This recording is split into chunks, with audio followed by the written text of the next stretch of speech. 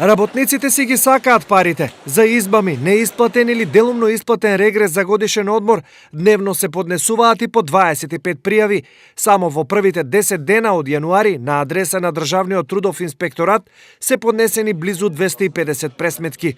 На терен веќе се излезени 120 инспектори од 32 подрачни единици, кои ги чешлаат компаниите и бараат неправилност во исплатата на К-15. Се постапува во континуитет. Ки имаме податоци за овие представки на крајот на февруари, оти до тогаш треба да заврши и контролниот надзор.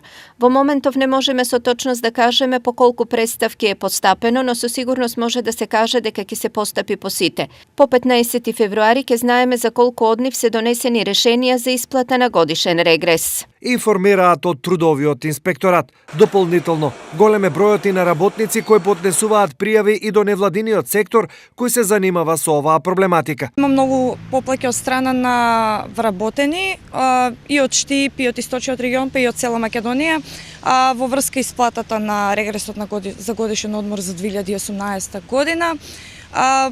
Повеќе представки се од работници од текстилните, кожарските и чеварските фабрики, но има и такви од градешни компании и од колонијали и маркети.